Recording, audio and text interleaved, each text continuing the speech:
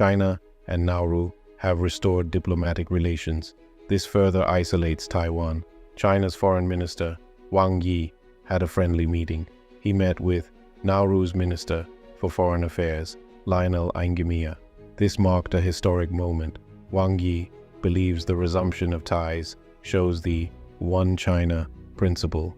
It is an undeniable historical trend. Aingemia acknowledged Taiwan as part of China, but the people of Taiwan reject Beijing's claims of sovereignty. Nauru's decision follows Taiwan's recent election. The self-governing republic now has only 12 diplomatic allies. The US maintains unofficial ties with Taiwan. It is disappointed with this move. This strategic diplomatic dance impacts global relations. China is poaching Taiwan's allies. This is part of a broader strategy. It affects Taiwan's international standing. Developing nations are vulnerable to China's influence.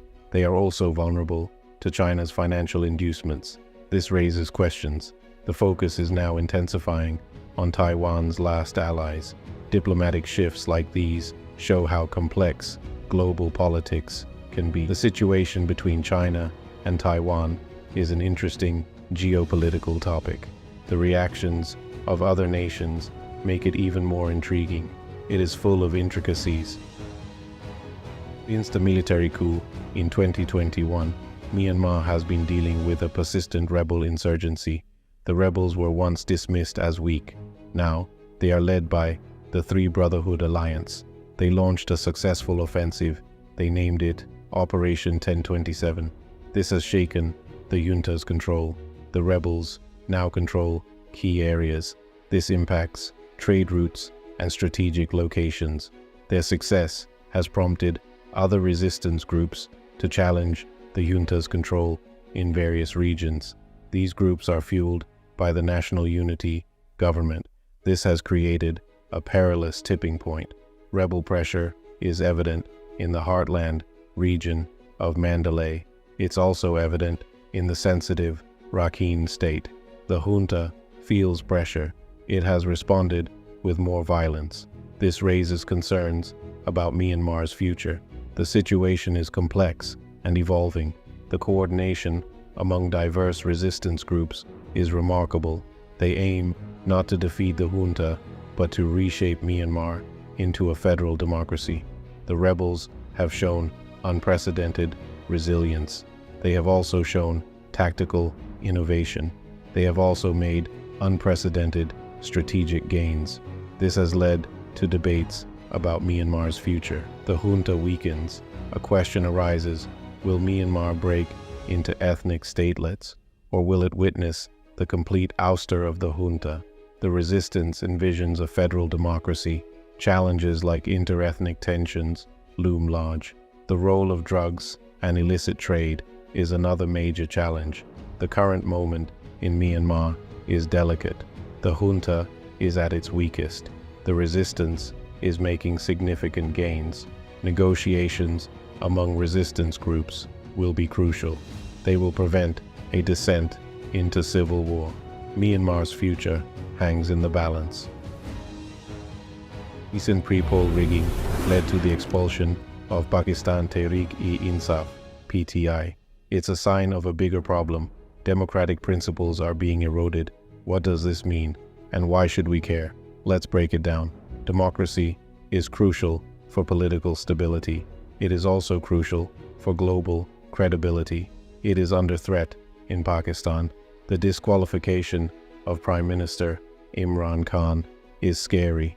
The crackdown on PTI is also scary. Democratic voices are being silenced. Peaceful protests are being disrupted. The media is being restricted. The upcoming elections are facing some complications. This is due to the recent Supreme Court decision. The Pakistan Tehreek-e-Insaf (PTI) party has been stripped of its election symbol.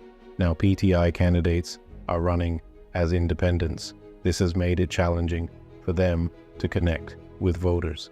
It has raised serious concerns about the transparency and fairness of the electoral process. The future of Pakistan's democracy is uncertain. Pakistan is going through a difficult time. It's important for the global community to come together and help. How can we ensure a free and fair election process? There are many ways to achieve this. For example, we can use independent monitoring. We can also use diplomatic pressure, and we can support civil society. We can also use targeted sanctions. We can provide post-election support. Dr. Seema Khan stresses the need for the global community. She wants to ensure political stability in Pakistan. The fifth most populous country faces a crisis. This is not a matter of national security.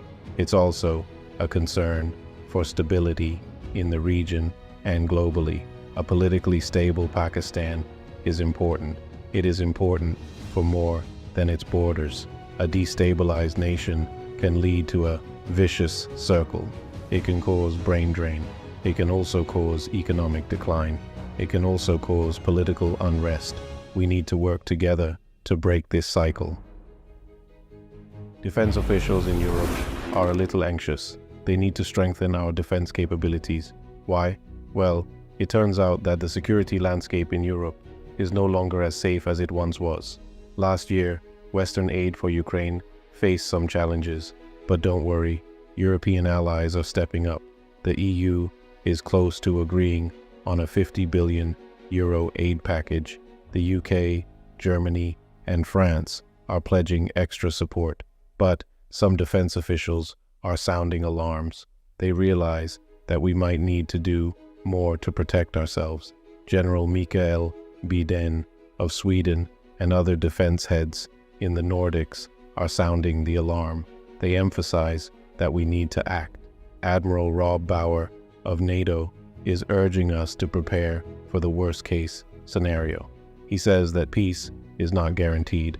Admiral Bauer stresses the importance of basic preparations. These include water, a radio, a flashlight, and batteries. They are essential to survive the initial 36 hours. His message is clear. We need to take proactive steps to prepare for any situation. It seems like the Estonia Prime Minister's interviews have caused a bit of a stir. However, there are some positive things happening too. Member of the European Parliament, Riho Terrace, says diplomatic efforts are gaining European support for Ukraine. Increased awareness is also helping. Member of the European Parliament, Urmas Payet, reminds us to balance our message. We should include explanations of preparedness measures. This will ensure that everyone is on the same page. There will be no misunderstandings. So, how should we deliver these warnings? General Martin Herem, Estonian Defense Forces commander, thinks we should be honest. We should be transparent and communicate. We must explain what we're doing to prepare and what people can do to help. Belgium has taken a huge step forward by signing the Artemis Accords. So, what does this mean for space exploration and international cooperation? It's a stellar move indeed. Belgium has joined the Artemis Accords. This commits them to the best practices for responsible space exploration. Ministers Haja Labib and Thomas Dermien signed the document. This makes Belgium the 34th country to join these principles. The United States introduced the Artemis Accords in 2020. They extend the principles of the Outer Space Treaty. They cover everything from registering space objects. They also share scientific data. They manage space activities. Belgium is committed to sustainable space exploration. It is also committed to responsible exploration of space. This shows its dedication.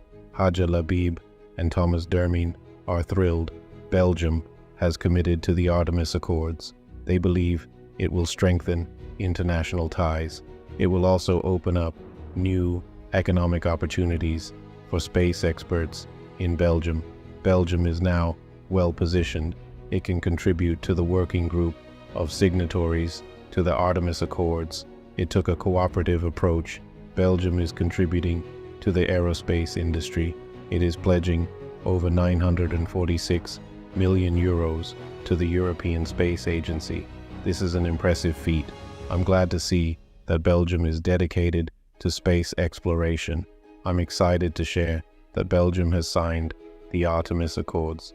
This is a global alliance for space exploration. Belgium is one of 12 member states that have joined the growing accords. This agreement has significant implications for Belgium. It could affect its potential participation in the Artemis program. This program aims to explore the moon with humans. Belgium's involvement is crucial. Did you know that Belgium has an astronaut? Raphael Liégeois is part of ESA's 2022 class. It's fantastic to see Belgium's commitment to the space industry. I can't wait to see what exciting developments come next. Turkey has approved Sweden's NATO membership bid. This is a huge milestone for Sweden. Turkey's parliament has given the green light for their NATO membership. It's a big step forward for the country. President Recep Tayyip Erdogan is set to ratify the decision in the coming days. Since 2022, Sweden has been working to join NATO. This is in response to Russia's invasion of Ukraine. Today's approval comes after Finland joined in April. This move has really strengthened NATO's defenses in the Baltic region. It's worth noting that there were some delays. Turkish concerns over the Kurdistan Workers' Party (PKK) issue caused them. Erdogan had demanded action against the PKK. He designated it as a terrorist group. In 2023, Sweden passed an anti-terrorism bill. This was to address these concerns. The bill still respects freedom of speech laws. It concerns Kurdish independence. It was a delicate balancing act, but they managed to find a solution that worked for everyone. Erdogan hinted that Sweden's NATO approval may be connected. He suggested it might relate to the potential sale of F-16 fighter jets to Turkey. Secretary of State Antony Blinken has suggested finalizing the deal. He suggested this upon Turkey's vote, but some opposition still exists in the US Congress. This is due to Turkey's human rights record.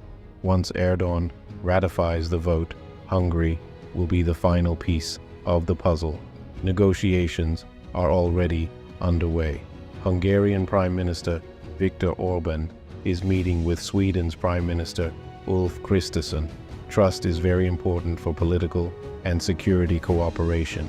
Hungarian Foreign Minister Peter Szijjártó emphasized this. He has put cats on the front line of the war against mice. The mice infiltrate trenches. They damage essential equipment. Can you believe it? These feline heroes do more than provide companionship. They are also playing a vital role in the fight against the invaders. But wait, the story gets better. Russia has responded with its own stories of cats. It's a clash of narratives. Cats become symbols of resilience and humanity amid the chaos of war. Let's meet some of these incredible cats. Sersky, the combat cat, helped solve a mouse problem in a frontline village. This proves that even cats can be heroes. Then there's Shaybek, the lover. His human is Oleksandr Liashuk. They're a dynamic duo on the southern front. Their joint patrol videos went viral. The videos showcased the bond between a soldier and his cat. Karolina, the mother cat, brought a family of 6 cats to a Ukrainian army unit. These cats were abandoned in war-torn villages. They found a new home among soldiers. The cats provide comfort. They even help raise funds for military equipment. Let's not forget Herrick, the high-bred Scottish fold. He joined his human on the front lines. His calm demeanor made him a star during Russian shelling. Herrick used his online popularity to rally support. He raised millions for the military. Isn't it amazing? These cats have become an essential part of modern warfare. Ukraine's mobilizing cats gain international attention. Russia counters with its own stories of cats. It's a unique aspect of war. Thousands of people are fleeing Khan Yunis. The Israeli military is surrounding the city. It's a dire situation, and we want to keep you informed with the latest information. The Israeli military is currently operating in southern Gaza. As a result, many Palestinian families in Khan Yunis have been displaced from their homes. It's a tough situation. We can only imagine how difficult it must be for these families to leave everything behind. Our goal here is to share their stories and experiences with you. We want you to better understand and empathize with their struggles. Israel is mourning the loss of at least 24 soldiers in Gaza. This is the largest single loss since the start of the conflict with Hamas. Our hearts go out to all those affected by this tragic situation. Now, let's focus on some critical are under siege. Doctors Without Borders reports challenges following Israel's evacuation orders near Al-Nasser Hospital in Khan Yunis. The UN highlights deteriorating conditions. Military operations are expanding. We're keeping a close eye on this situation and will update you as we get more information. 2. One key issue causing trouble is that Qatar engages with both Israel and Hamas. Unfortunately, both sides have made statements. They reject a two-state solution. This has created some obstacles in the negotiations. However, we hope to reach a solution.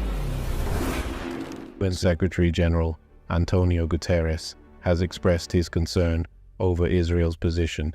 He called it unacceptable. U.S. Secretary of State Antony Blinken recently described the talks for the release of hostages in Gaza as sober and serious.